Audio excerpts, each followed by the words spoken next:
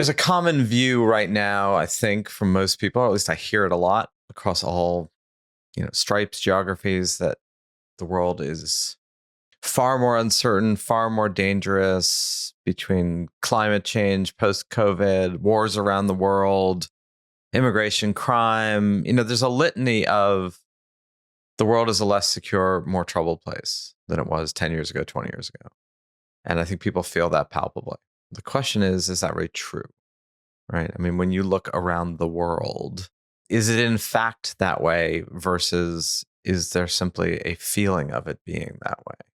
Well, I think it's true that there are new kinds of threats, and some of them are of great magnitude. I think, biotech makes it more plausible, for example, that somebody could engineer a massively destructive bioweapon, or for that matter, that you could have a pandemic even worse than the last one.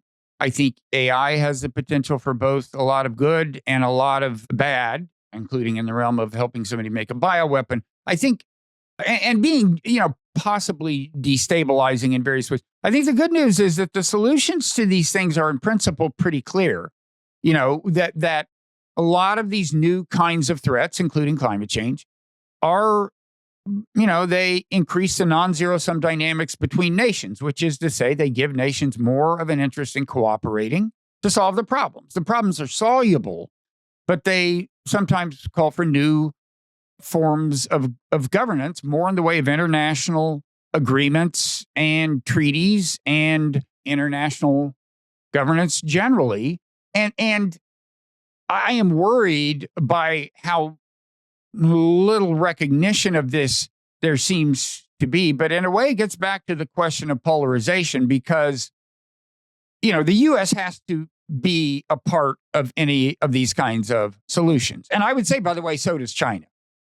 So this is one reason I worry about the deepening of tensions between the U.S. and China. There are too many international issues that require cooperation.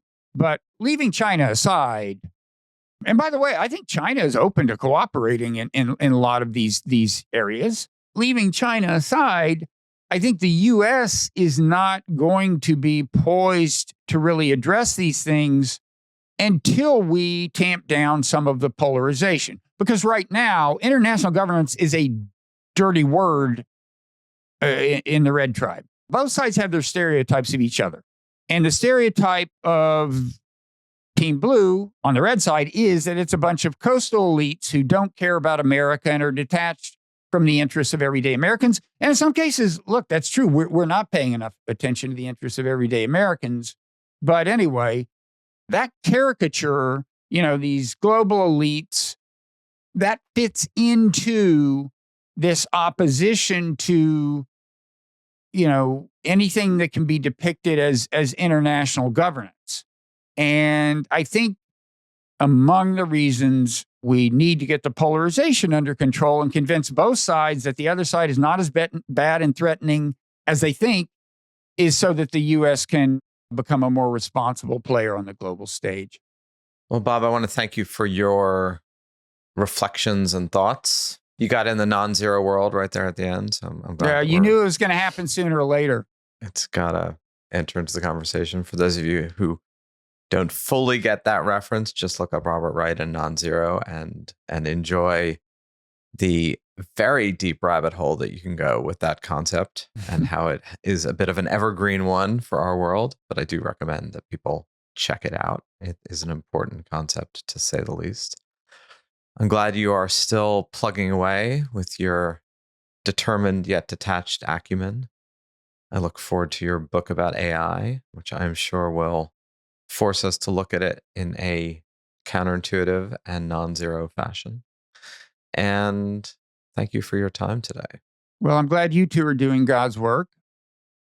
Good to check in again.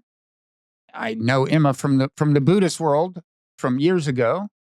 And so keep it up. Thanks, Bob. You too.